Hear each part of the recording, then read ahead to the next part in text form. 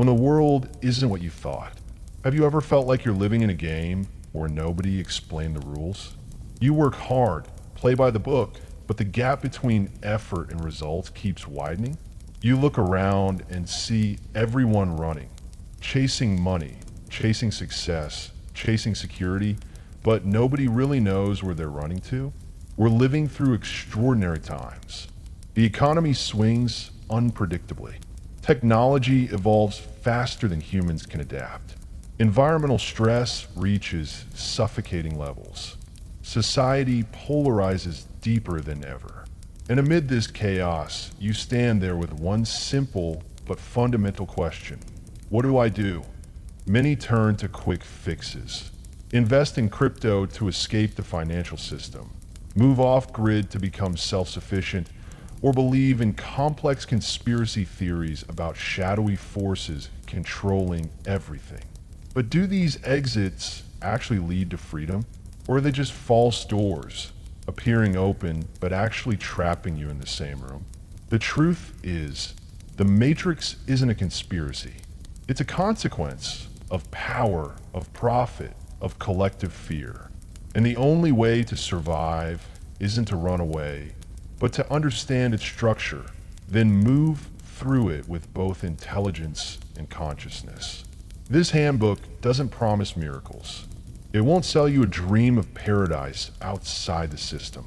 Instead, it will guide you through a journey of maturation, from correctly identifying the matrix, breaking through illusions of false freedom, building a pragmatic survival strategy, and finally, elevating consciousness to become the observer rather than the puppet.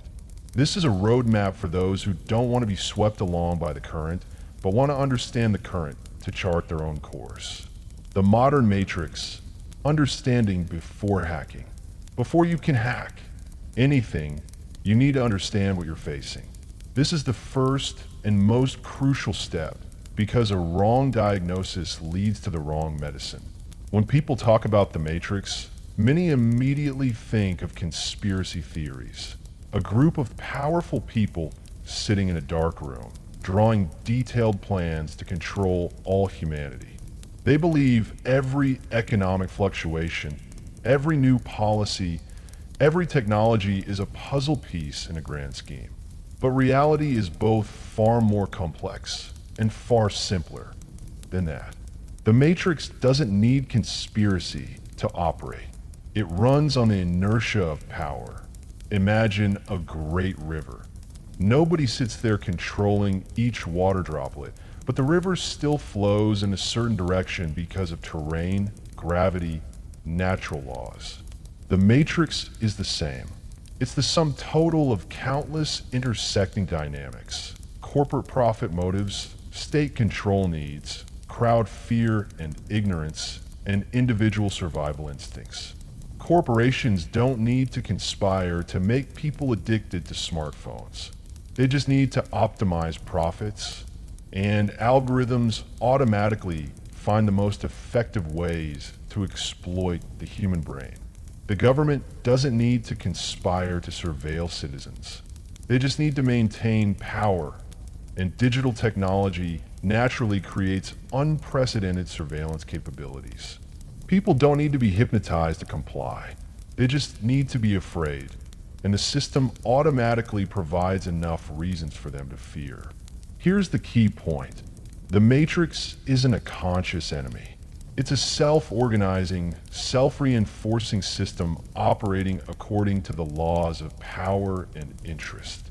Understanding this doesn't make it less frightening, but it helps you see it more clearly and thus find the gaps to move through. Now, let's look at the specific context of the United States. There are three major structural shifts happening, and identifying them accurately helps avoid unnecessary panic or misleading conclusions. First is administrative digitization. Government agencies are accelerating digital transformation, from electronic tax reporting and financial records to interoperable databases across federal and state systems. Some interpret this as a surveillance state conspiracy. In reality, this is a global administrative trend. While the US does not operate a centralized national digital ID system, it is expanding data integration and reporting requirements for two primary reasons: increasing bureaucratic efficiency and strengthening tax compliance. Digitization increases transparency, and transparency inevitably expands oversight. These two dynamics exist together. Second is tighter tax enforcement and expanded regulation of self-employment and gig-based income. Many independent workers and small business owners feel growing pressure and interpret it as an attempt to dismantle the independent middle class. Viewed more accurately, this trend reflects fiscal pressure rather than ideological targeting. The state faces rising budget demands, debt obligations, and long-term spending commitments. When structural reform is politically constrained, enforcement within existing systems becomes the default mechanism. This is not a coordinated plan to eliminate independence. It is the logic of institutional maintenance. Third is urban development and land use restructuring.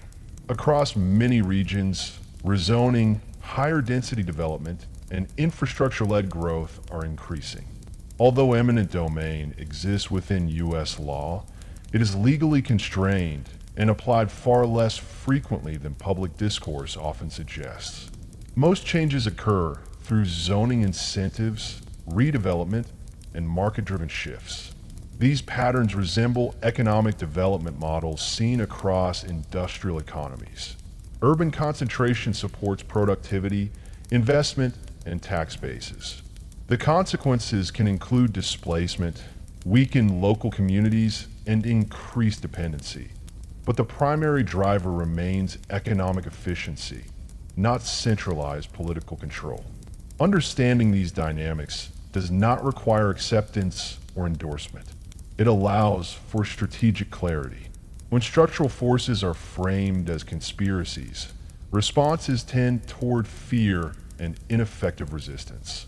When they are recognized as outcomes of power dynamics and incentives, individuals can adapt more intelligently, not by withdrawal, but by navigating within the system. The matrix is not a solid wall. It is a network, dense in some areas, flexible in others. Those who understand the structure do not collide with it head on. They move through its gaps with awareness. And that is what comes next. False exits, doors that seem like freedom but lead nowhere. When humans feel trapped, the first instinct is to find an exit. And in this era, there are many exits being sold, from blockchain technology to self-sufficient lifestyles. They sound appealing. They promise freedom, but most are just false doors, opening only to lead you into another room in the same building. Let's start with crypto and digital assets, perhaps the most talked about exit in recent years. Bitcoin, Ethereum, and thousands of other cryptocurrencies are marketed as weapons against the traditional financial system. They can't control crypto, people say. This is true financial freedom. But look closer. Crypto is truly free until you want to use it in real life. When you want to buy a house, you need to convert crypto to fiat. When you want to trade on major exchanges, you need KYC, identity verification. When you make profits, you must report taxes, at least theoretically. And when the government decides to tighten controls, they can do so by controlling the intersection points between crypto and the traditional system. Crypto isn't a ticket out of the matrix. It's a tool, a useful tool, but still a tool within the matrix. You can use it to store value, diversify assets, reduce dependence on banks. But don't delude yourself that it will take you completely outside the system. As long as you live in society, you must interact with the system, and the system always finds ways to control those interaction points. So what's the solution? Invest in crypto if you understand it well. Store it securely. Diversify, but don't place all your faith in it as an escape ticket. Crypto is the boat, not the horizon. It helps you move, but doesn't automatically deliver you to freedom. Now let's talk about another exit many dream of: going off-grid, becoming self-sufficient, living off the land. This image is very romantic. A small plot of land, growing vegetables and raising chickens, producing your own solar power depending on no one. Complete freedom. But the reality of off-grid living isn't like the imagination. First is the legal issue. In America, finding land with clear title isn't easy, especially affordable rural land. You can lease, but usage rights aren't stable. You can buy, but prices keep rising and regulations are complex. Zoning laws, building codes, water rights. The legal web is extensive. Second is maintenance costs. Solar systems, water treatment, greenhouses, farming equipment all require large upfront capital. And they need maintenance, repairs, replacement. You think you're escaping the monetary system, but you're just shifting to another form of dependence. Third is safety and health risks. When you live far from centers, you're far from hospitals, police, fire departments. A small accident can become a disaster. A common illness might not get treated in time. You might say, I'll learn traditional medicine, treat myself, but that's a dangerous delusion. Modern medicine exists for a reason. It saves lives. And finally, there's a brutal truth. Escaping society by leaving society is an illusion. Humans are social creatures. We need community, need interaction, need meaning created through relationships. Isolated living might bring temporary peace, but long-term it creates loneliness, depression, and loss of direction. So does this mean you shouldn't go off-grid? Not necessarily, but do it with eyes wide open. Don't think it's an exit from the matrix. Think of it as a way to reduce dependence, not sever it. Having a small plot to grow food, to rest, to have a backup plan. That's wise. But still maintain connection with the main system, still have stable income, still have health insurance. That's reality. The solution isn't running away. The solution is living flexibly. 1 foot in the system, 1 foot outside the system. That's what we'll explore next. Pragmatic survival strategy. This is the heart of the handbook, the practical section, the part you can apply starting today. Not theory, not abstract philosophy, but concrete living strategies to navigate this changing world. The core principle is you can't escape the matrix, but you can live in it without being consumed by it. You don't need to run, you just need to know how to move. And the key lies in a concept I call dual mode economy. Imagine you're an amphibious creature. You can live on land, but can also dive underwater. You don't belong completely to one environment, and that's what gives you the flexibility to survive. Dual mode economy works on the same principle. White leg is the part where you comply with the system. You have complete documentation. You pay taxes on time. You have employment contracts or business licenses. You use electricity, water, internet legally. You have bank accounts, health insurance, proper address registration. On paper, you're a model citizen. Why? Not because you love the system, but because direct resistance only leads to defeat. The system has power, coercive tools, punishment capacity. If you don't pay taxes, they can fine you, seize assets, even imprison you. If you don't have documentation, you'll face difficulties in all major transactions: buying property, registering vehicles, opening companies. White leg isn't surrender, it's tactical intelligence. But you don't only have white leg. You also have gray leg, the part you keep for yourself, the part that doesn't show up on the system's radar. Gray leg is where you store real assets. Some physical gold, stored safely. Some crypto, stored in cold wallets, not on exchanges. Some cash, enough to use for several months if the banking system fails. This isn't to evade taxes or do anything illegal. This is to defend against unpredictable disruptions. Gray leg is also where you build independent trade skills. Skills that don't depend on one company, one position, one specific market. Could be repair skills, could be design skills, could be consulting skills, could be agricultural skills. What matters is, if the main system collapses, you still have something to trade to survive. Gray leg is also your P2P network, peer-to-peer, person-to-person. Trusted friends who can exchange goods, services, information without intermediaries. This isn't a black market. This is a mutual aid community. Throughout history, whenever the main system faces crisis, these communities are what keep people alive. But one thing is extremely important. Gray leg must not be flaunted. You don't post on social media, "I just bought 10 ounces of gold." You don't tell coworkers, "I have Bitcoin worth this much." You don't brag to neighbors, "I have these skills." Gray leg operates in silence. It's your insurance layer, and insurance only has value when nobody knows you have it. This is how to live as someone who understands a system but isn't consumed by it.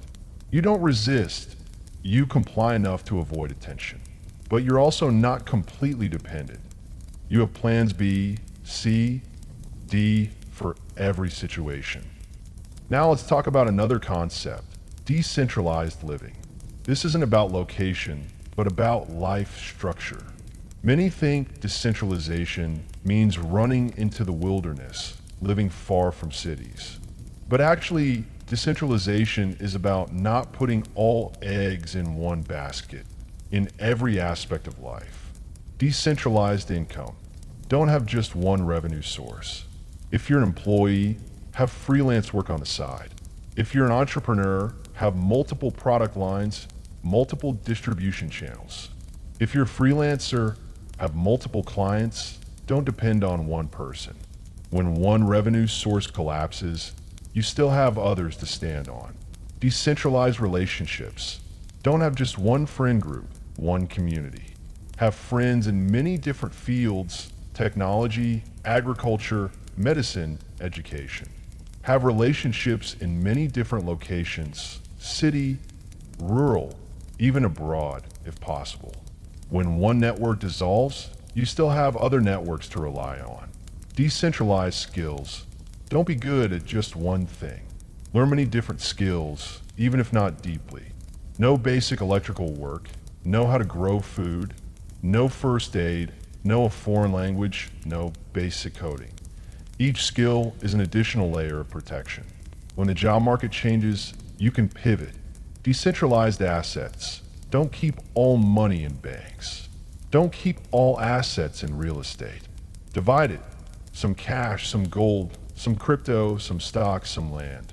Each asset type has its own risk, but when you diversify, total risk decreases. Decentralized location. If possible, don't live in just one place. Have an apartment in the city for work, have land in the country for rest and growing food. Or at least, have a place you can go if where you're living becomes unsafe. Decentralization isn't about becoming a superhuman who knows everything. It's about not placing your life on a single point. It's about building resilience, the ability to absorb shocks and recover quickly. And here's the most important thing. All of this needs to be built gradually, not overnight. You can't suddenly sell all assets, buy gold, learn 10 new skills, and move to the wilderness. That's a recipe for disaster. Instead, start small. Each month, dedicate part of your income to buying gold or crypto. Each quarter, learn a new skill. Each year, expand your relationship network into a new field. Gradually, you'll build a decentralized life structure that's flexible and hard to break. This isn't living in fear. This is living in preparation. And there's a big difference between the two. Fear paralyzes you. Preparation empowers you. When you know you have backup plans, you can live more peacefully because you know whatever happens, you have ways to cope. Hacking the game through consciousness. No mystification, no science denial. Now we enter the deepest layer, the layer many people either skip completely or fall into delusion about. This is where spirituality meets pragmatism, where science meets subjective experience. And this is also the easiest place to get lost if you don't maintain balance. Let's start with a concept many mention, frequency cloaking. The idea is when you raise your vibrational frequency, you become invisible to negative forces, to system surveillance, to unnecessary troubles. Sounds mystical, right? But let's translate it into scientific language. When you're at peace, your parasympathetic nervous system activates. This is rest and digest mode where the body recovers and the brain processes information clearly. When you're stressed, the sympathetic nervous system activates. This is fight or flight mode, where you react by instinct, usually hastily and mistakenly. A peaceful person makes better decisions. They see opportunities others miss. They avoid unnecessary conflicts because they don't overreact. They attract cooperation because their energy isn't threatening. This isn't magic. This is basic psychology. So what is frequency cloaking really? It's when you no longer emit signals of fear, signals of desperation, signals of weakness, signals that predators, whether human or systemic, typically target. When you're at peace, you're no longer an easy target. Not because you're literally invisible, but because you no longer behave like prey. Next, let's talk about cosmic GPS, intuition. Many believe intuition is a form of connection with the universe, with higher energy sources, with the soul. And maybe that's true, I don't deny it. But we can also understand it through science. Intuition is the brain's ability to process information at the unconscious level. Have you ever met someone for the first time and felt something's off without knowing why? That's intuition. Your brain has collected hundreds of small signals, body language, voice tone, eye contact, and reached a conclusion before consciousness could process it. The problem is intuition only works accurately when you're calm. When you're stressed, fearful, or ego-driven, intuition gets distorted. You think you're listening to intuition, but you're actually hearing the noise of fear. You think you're receiving cosmic signals, but you're actually projecting your desires and anxieties onto reality. So how do you make intuition work accurately? You need calm. You need observation. You need to separate the voice of unconscious wisdom from the noise of ego. And this is where meditation, especially Vipassana, becomes incredibly useful. Vipassana isn't religion. It's an observation technique. You sit still, observe your breath, observe sensations in the body, observe thoughts arising and passing, but you don't react. You just observe. Through this practice, you develop an invaluable skill, the ability to step outside the game. You see your thoughts as passing clouds, not absolute truth. You see your emotions as waves, not your essence. And from this observer position, you can make wiser decisions. This is the key point of hacking the matrix through consciousness, the observer. When you become the observer, you're no longer swept into the system's script. The system wants you to react to news, react to advertising, react to social pressure. Every time you react, you give a system more energy. But when you observe, you create space. Between stimulus and response, there's a gap, and in that gap lies your freedom. You can choose to respond or not respond. You can choose to act or not act. And that's real power. Finally, let's talk about the concept of lightning rod of light. The idea is when you're at peace, you become an anchor point for those around you. Your family becomes more peaceful. Your friends become more stable. The environment around you becomes less chaotic. This isn't magic. This is the ripple effect of the nervous system. Humans are social creatures. We calibrate our emotional states based on those around us. When you're near an anxious person, you become anxious too.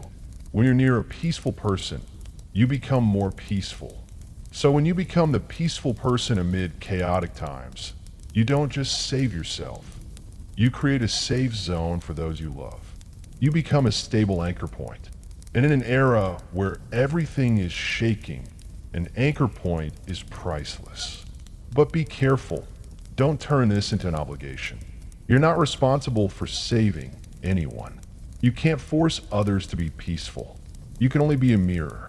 And if they're ready, they'll find their own peace.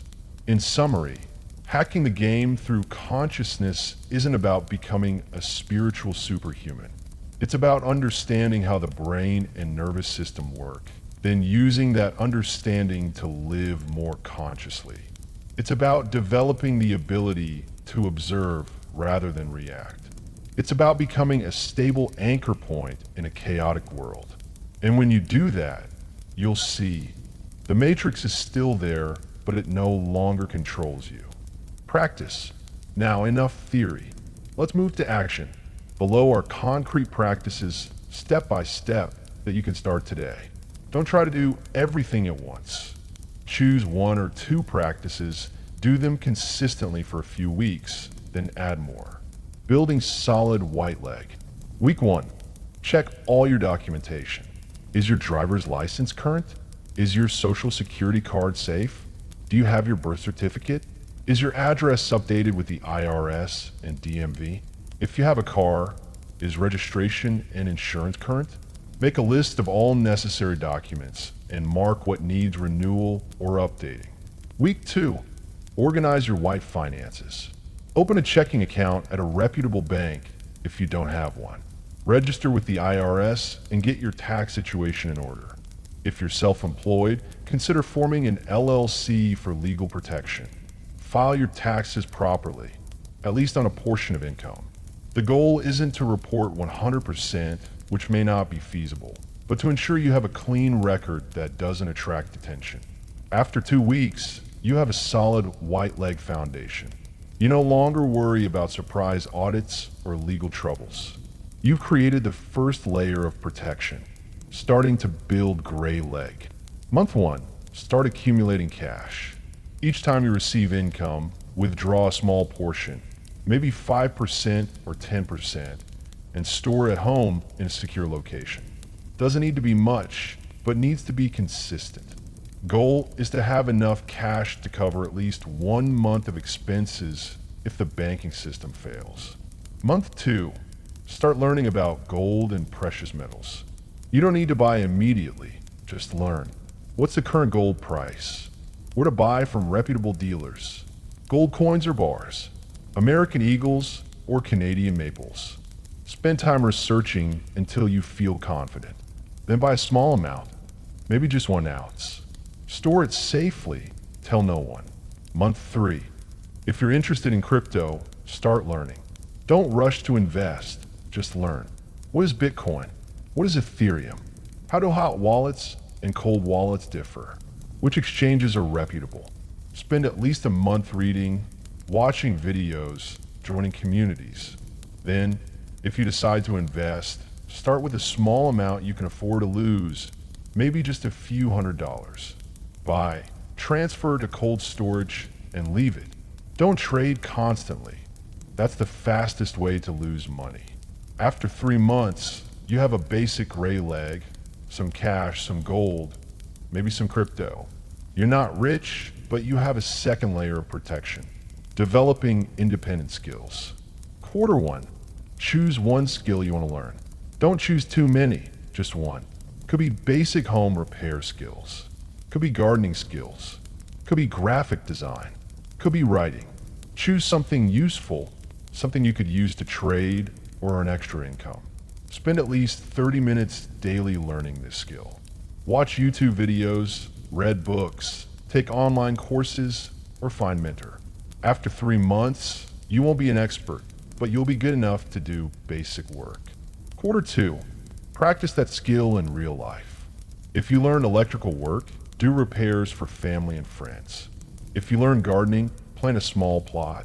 If you learn design, do a few free projects to build a portfolio. The goal is to turn knowledge into experience.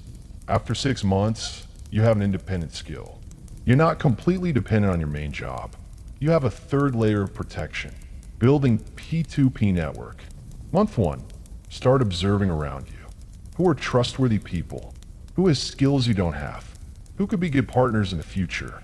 Don't rush to approach. Just observe and take notes. Month 2, start building relationships. Invite them for coffee. Ask about their work, their life. Share a bit about yourself, but don't reveal too much. The goal is to build trust gradually. Month 3, try small exchanges. Maybe you help them with something and they help you back. No money needed, just exchange skills, time, or goods. Example, you fix their computer, they give you fresh vegetables from their garden. This is how you start building a P2P exchange network. After 3 months, you have a small group of trustworthy people. You don't need a large network, just a few truly reliable people. That's the 4th layer of protection. Practicing observation without reaction. Week 1, start with simple breath meditation. Each morning, sit still for 5 minutes. Set a timer so you don't worry about time. Close your eyes, observe breath in and out. When thoughts arise, and they will, don't push them away, don't follow them. Just notice a thought, then return a breath. Week 2, increase to 10 minutes. You'll find it harder. The mind will resist, will tell you this is a waste of time. Don't believe it. Keep sitting. This is when you're training the observation muscle. Weeks 3 to 4, start applying observation skills to daily life. When someone says something that makes you angry, pause for a second. Observe that anger. Where is it in the body? Chest? Stomach? Head? Just observe, don't react immediately. You'll see, when you observe, the feeling weakens. After 1 month, you'll see a clear difference. You react less impulsively. You're calmer in stressful situations. You make better decisions. This is the deepest layer of protection from within. Training clean intuition. Month 1, after you're comfortable with breath meditation, add a step. After sitting, ask yourself a simple question. Example, what should I do first today? Don't think, just ask the question, then listen. The answer might come as an image, a feeling, or a fleeting thought. Write it down. Month 2, verify. Follow what intuition says, then see the result. Sometimes it's right, sometimes wrong. Don't be discouraged when wrong. That's the learning process.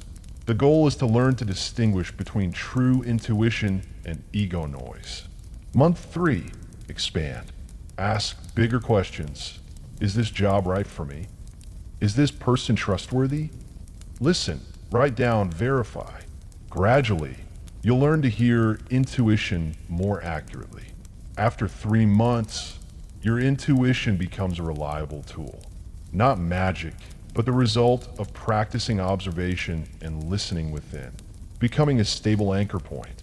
This isn't a separate practice. It's the result of all the above practices.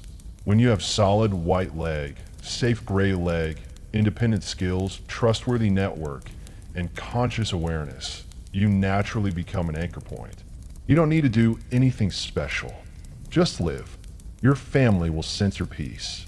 Friends will come to you when they need advice. Co-workers will see you as reliable. You don't need to declare, I am an anchor point. You just need to be. And that's how you change the world. Not by shouting, but by living right. Conclusion. The one who sees the game is the freest. We've traveled a long journey. From understanding the matrix correctly, breaking through illusions of quick exits, building pragmatic living strategies, to elevating consciousness and concrete practice. Now, let's pause and look at the whole picture. The matrix isn't to be feared. It's not a supreme force lurking to devour you.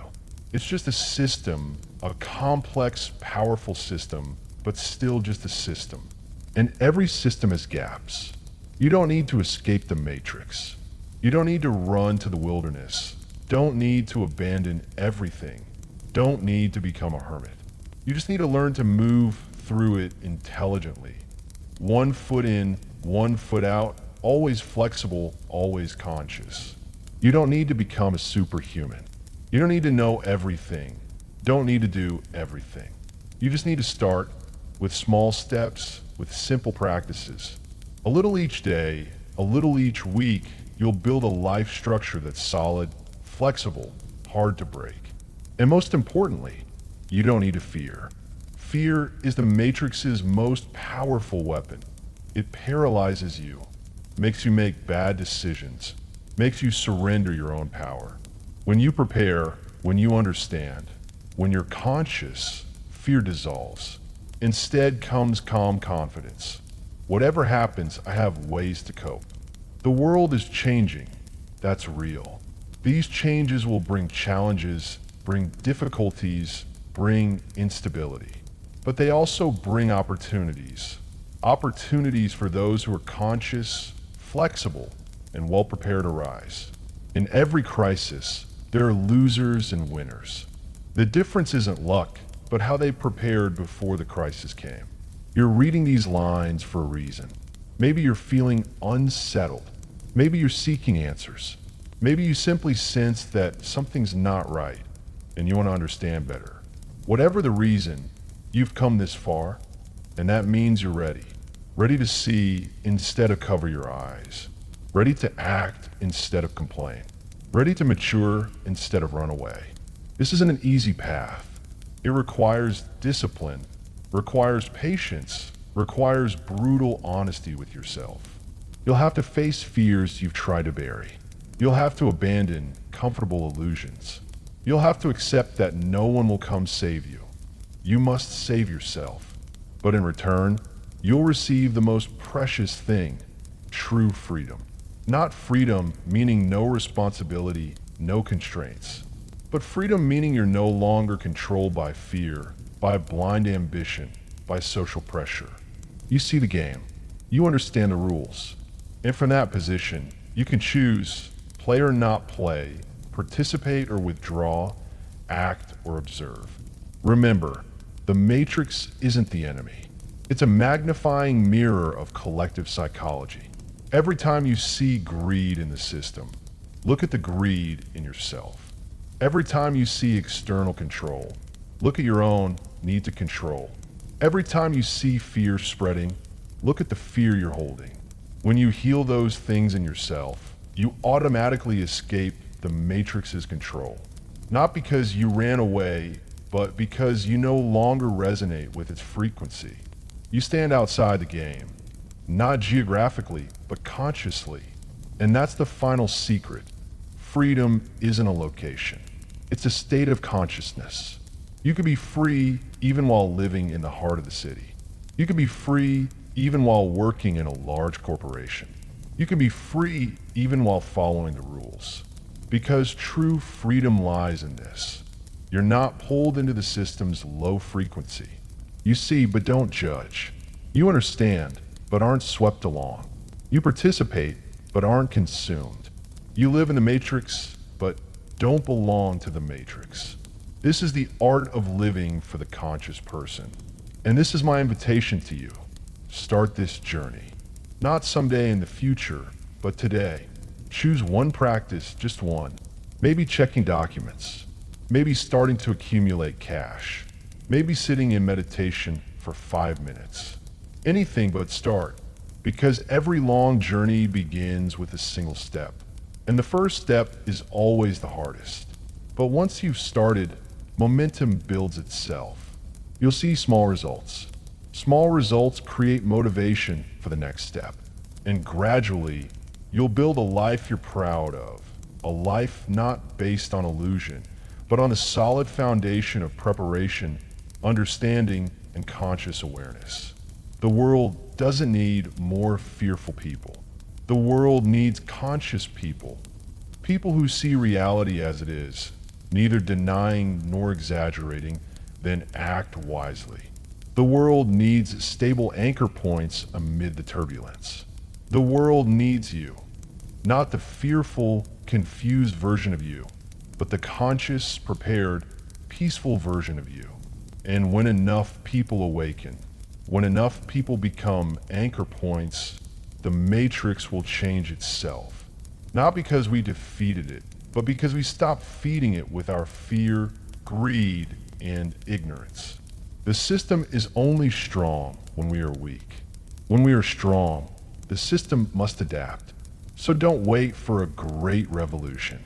Don't wait for a savior. Don't wait for the system to collapse. Start your own revolution. A revolution in consciousness, in lifestyle, in how you interact with the world. That's the only revolution that truly matters. And remember, you're not alone. Around the world, millions are awakening. They're not loud, not showing off, not creating big movements. They're just quietly living consciously, living prepared, living peacefully. They're ordinary neighbors, co-workers, strangers you randomly meet. And each one is a small point of light in the darkness. When enough small points of light connect, they form a network of light. And that network will change the world.